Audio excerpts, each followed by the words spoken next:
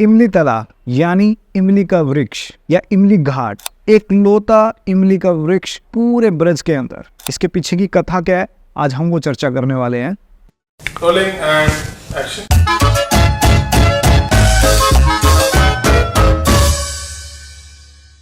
So let's assume this is our Yamuna and this is the water flowing into this, and there is a famous forest which we all know जिसका नाम है Vrindavan. So Vrindavan basically Braj मंडल के 12 forest में से एक आता है, उसके अलावा बेलवन और गोवर्धन। सो ये बेसिक डिटेल, तो दिस इज द बेसिक्स। और इसके अलावा पूरे ब्रज मंडल के ऊपर मैंने एक डिफरेंट वीडियो बनाया है जिसके अंदर 12 वन जो ब्रज के हैं उनके बारे में एक्सप्लेन किया है। Okay, let's come to the Vrindavan now. So this is the map of Vrindavan and this is a Prikrama mark almost, and today we are designing this temple structure first, temple, and then there is a tree, there's 2 trees. We have ISKCON temple, this is Kaliya Ghat, this is Madan Mohan, and once you cross the Madan Mohan there is a Imli Tala, so Imli Ghat also. So actually क्या था, 5000 साल पहले यमुना बिल्कुल पास से ही बहती थी, अभी भी पास से बहती है, थोड़ा सा डिस्टेंस पे है। and then from the Imli Tala you can see there is a flow of Yamuna even today also. So this is our Imli Tala, and the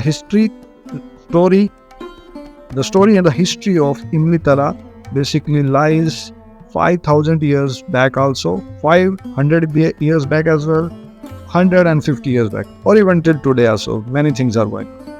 So this is the map of Imli Tala.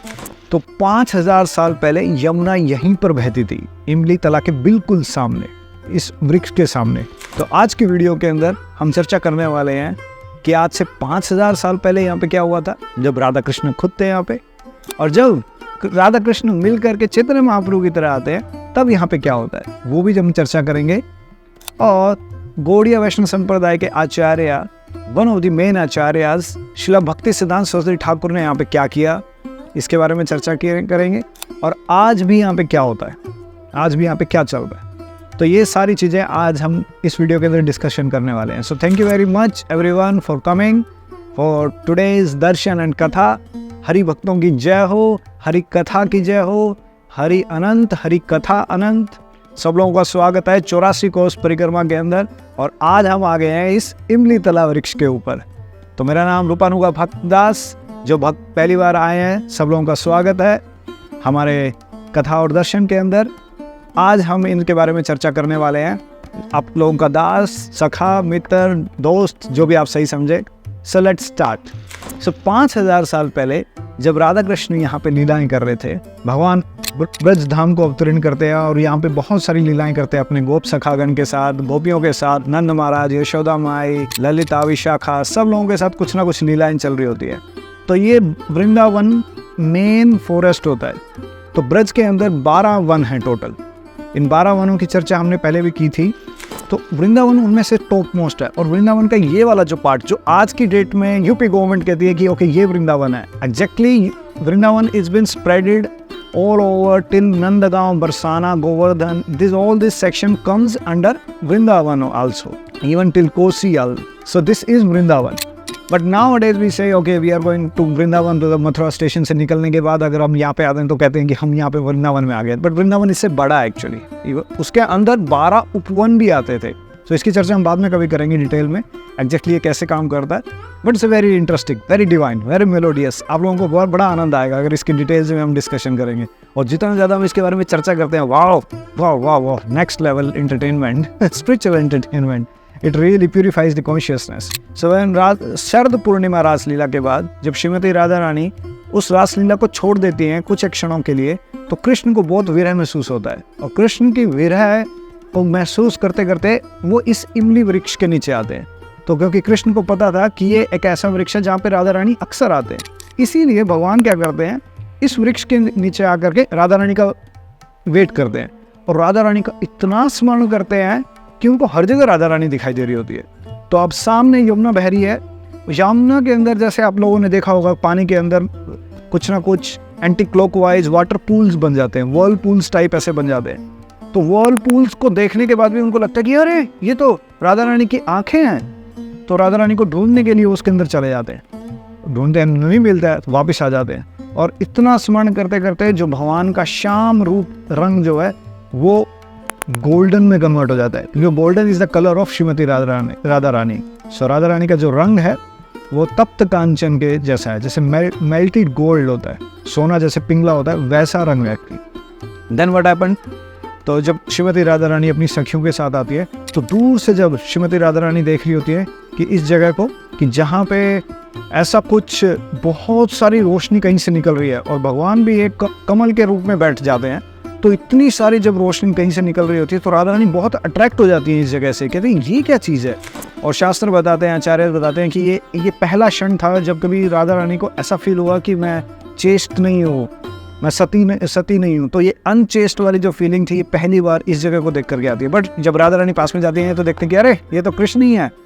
सो राधा रानी कृष्ण से पूछती हैं कि ऐसा रूप क्यों रखा हुआ आपने। तो कृष्ण बोलते हैं कि आप मुझसे प्रेम करते हो, ये मुझे कैसे महसूस होगा ये मुझे नहीं पता है। तो भगवान तब बताते हैं कि मैं कलयुग के अंदर एज ए श्री चैतन्य महाप्रभु आऊँगा भक्त का भाव लेकर के। तो श्रीमती राधा रानी, तब ये इस श्लोक का उच्चारण किया जाता है, आशिलस्य वा पादरताम पुनष्टुमाम आदर्शनाम मर्महताम करोतु वा यथा तथा वा विदधातुलम पटो मत प्राणास्तुस्तु सैनाव पर। तो ये वाला जो श्लोक का कोटेशन है, ये बेसिकली ओरिजिन यहाँ पे था। So this is one of the incidents when Krishna showed that he will come as a Chaitanya Mahaprabhu. So Braj के अंदर ऐसी बहुत सारी लीलाएं हुई हैं जब कृष्ण ने ऐसा दिखाया कि मैं चैतन्य महाप्रभु की तरह हूँगा, स्पेशली एट बरसाना, पीली पोखर के अंदर। तो अब एक जो क्वेश्चन अक्सर हमारे माइंड में आता है कि ये एक लोता वृक्ष क्यों है पूरे ब्रज के अंदर। तो उसके पीछे जो कथा है वैसा है, कुछ है इसके पीछे कि एक बारी राधा रानी यहाँ से जा रही होती है और इस इमली के वृक्ष के पत्तियों की वजह से या कुछ डाल की वजह से तो राधा रानी के पैरों का श्रृंगार खत्म हो जाता है, खराब हो जाता है। तब जा कर के ये स्टोरी बनती है कि ब्रज के अंदर कोई और इमली का वृक्ष नहीं होगा, तो इसलिए वो एक लौता वृक्ष है इमली का। Then let's move forward. ये तो 5000 साल पहले कुछ हुआ है। तो अब जैसे हमने पहले बताया कि 5000 साल पहले कृष्ण ऐसा सोचते हैं कि मैं भक्त के भाव में आऊँ। तो शास्त्र चैतन्य चरितामृत, चैतन्य भागवत, श्रीमद् भागवतम, तो इसमें बताते हैं कि कृष्ण जो हैं, राधा और कृष्ण मिल करके चैतन्य महाप्रभु की तरह आते हैं। सो कृष्ण शरीरधारी, बट भाव किसका है? राधा रानी का। सो जब चैतन्य महाप्रभु ब्रज में आते हैं, ब्रज के 12 वनों को विजिट करते हैं और वो अक्रूर घाट को चूज करते हैं अपने स्टे के लिए, तो वहाँ पे रह रहे होते हैं। लेकिन चैतन्य महाप्रभु इमली तला पर आकर के घंटों हरे कृष्ण महामंत्र का जप करते हैं अपनी जपमाला के ऊपर और कृष्ण का स्मरण करते हैं। क्यों? क्योंकि अब है राधा रानी के भाव में, तो कृष्ण का स्मरण कर रहे हैं। और अब इस कथा के अंदर उल्टा हो जाता है कि कृष्ण का स्मरण करते करते चैतन्य महाप्रभु का जो रंग था, जो अब गोल्डन कलर था, वो ब्लैक कलर में कन्वर्ट हो जाता है। क्यों? कृष्ण का रंग जो है ब्लैक है, तो कृष्ण का स्मरण करते करते चैतन्य महाप्रभु का रंग जो है ब्लैक में कन्वर्ट हो जाता है। So he became blackish that time. So this pastime also happened there, and he used to go back again to the Akrur Ghat, and from there only he went back to the Jagannath Puri and other places. Now let's move forward. थोड़ा सा और आगे बढ़ते हैं। अब लीला के अंदर चैतन्य महाप्रभु आए, रूप गोस्वामी, सनातन गोस्वामी आए, सब लोग आए, उन्होंने आचार्य ने बुक लिखा, ग्रंथ लिखा, समय बीतता गया, भक्ति विनोद ठाकुर आए, फिर आए श्रील भक्ति सिद्धांत सरस्वती ठाकुर, जिन्होंने पूरे भारत के अंदर 64 मठों का एस्टेब्लिश किया। तो उसके अंदर में से जब भक्ति सिद्धांत सरस्वती ठाकुर यहाँ पे आए तो उनका मेजर कंट्रीब्यूशन जो पूरे वैष्णव समाज को मिला है वो ये मिला है कि जहाँ पे भी लीला स्थलियाँ थी, भक्ति सिद्धांत सरस्वती ठाकुर ने वहाँ पे मठ बनाया, गौड़िया मठ। This is biggest contribution actually. और ऐसी कई सारी जगह हैं। इवन भक्ति सिद्धांत सरस्वती ठाकुर एस्टेब्लिश दैट राधा कृष्ण का जो मिलन है कुरुक्षेत्र के अंदर, वो वाला जगह भी भक्ति सिद्धांत सरस्वती ठाकुर ने वहाँ पे गौड़िया मठ को बनाया actually. So it's a very beautiful place, and Bhakti Siddhanta Thakur himself established those deities in Kurukshetra. So sometime we will go there also. So Srila Bhakti सिद्धांत ठाकुर जब यहाँ पर आते हैं तो उनके पास एक बहुत अमेजिंग आइडिया होता है कि कॉमन मासेस को भी एजुकेट करने का। सो कॉमन मासेस को एजुकेट कैसे करते हैं वो डायरामास बना करके। डायरामास आप लोगों ने देखा होगा अक्सर हमारे मंदिरों में, या फिर हमारे जितने पुराने मंदिर भी हैं उसके अंदर कुछ मूर्तियाँ दीवार से बाहर आ रही होती हैं, दीवार से बाहर आकर के कुछ डिपिक्ट करती हैं। जैसे नरसिंह भगवान का मुंह शेर की तरह बाहर आ रहा होगा, प्रहलाद महाराज का हाथ बाहर आ रहा होगा, हिरण्याक्ष लड़ रहा होगा। सो इसको डायरामास के थ्रू डिपिक्ट किया जाता है। सो अब ये डायरामास इस मंदिर के चारों इर्द गिर्द बने हुए हैं। मंदिर के अंदर भी आप लोग दर्शन कर सकते हैं इसके साथ। तो मैं जिन लोग इन चीज़ों के दर्शन कर रहा था, सो इसके थ्रू लीलाज का डिपिक्शन दिमाग के अंदर बहुत टाइम तक रहता है. So this was his creative idea. And in this temple you can see different pastimes which are happening of Sri Chaitanya Mahaprabhu with Sanatan Goswami, Chandrasekhar Acharya और चैतन्य महाप्रभु डांसिंग एट रथ यात्रा. और इवन दिस पास टाइम जो राधा कृष्ण का जो हमने पास time discuss किया, राधा कृष्ण बैठे हैं और लीलाएं हो रही है, तो ये सब कुछ भक्ति सिद्धांत सरस्वती ठाकुर ने यहाँ पे एस्टेब्लिश किया अपने शिष्यों के थ्रू. तो यहाँ पे आप राधा गोपीनाथ जी के दर्शन कर सकते हैं और यहाँ पे भक्ति सिद्धांत सरस्वती ठाकुर के वो डिसाइपल हैं जिन्होंने एस्टेब्लिश किया और उनकी समाधि भी इस मंदिर में ही है. तो अब आते हैं थोड़ा सा और आगे. हमने 5000 साल पहले कवर किया, 500 साल पहले कवर किया, 100 साल पहले कवर किया. अब 50 साल अराउंड पहले जब शिला प्रभुपाद, अभय चरणारविंद Bhaktivedanta Swami Srila Prabhupada, ISKCON founder acharya, and he was there. So he used to go with his disciple there and he has one very good favourite god brother. His name was Akinchan Krishnadas Babaji Maharaj. और Akinchan Krishnadas Babaji Maharaj, wow, my one of the favourite person. Yes. So he used to come at every Ekadasi evening there and he used to chant all over the night. And it is said in his biography that he used to chant all day actually. Whole day he used to chant. Even while talking also, he used to communicate like this. Hare Krishna, Krishna Krishna, Hare Hare, Hare Ram, Ram Ram, Hare Hare. Hare Krishna, Krishna Krishna, Hare Hare, Ram Ram. So like while chanting also, while chanting he used to communicate. By modulation, by voice modulation, he used to communicate what he has to say. So ये वाली लीला और शिला प्रभुपाद के कई सारे disciples उनका संग लेते थे और इस वृक्ष के नीचे आकर के हर एकादशी के दिन वो लोग नाम जप किया करते थे, नाम संकीर्तन किया करते थे. और आज की डेट में जैसे हमने बताया कि आज की डेट में बहुत सारे भक्तों की ये भजन कुटीर है, ये भजन स्थली बन चुकी है बहुत सारे वैष्णवों की, कि वैष्णव जन यहाँ पर आते हैं और यहाँ पर आने के बाद कथा और दर्शन और कीर्तन और नाम जप करते हैं. एक बड़ा इंटरेस्टिंग पास टाइम है इस पूरे एपिसोड के अंदर एक और आता है कि एक बार इस इमली वृक्ष का जो एक पार्ट था वो एक पास में राजा का महल था, वहाँ चला जाता है. तो राजा इस वृक्ष को नॉर्मल वृक्ष समझ के उसकी वो शाखा को कटवा देता है. अब शाखा को कटवाने के बाद 3 दिन तक एक्चुअली उस वृक्ष से खून आता रहता है. सो ये वाला डिवाइन पास टाइम भी एक्चुअली यहीं पे हुआ था.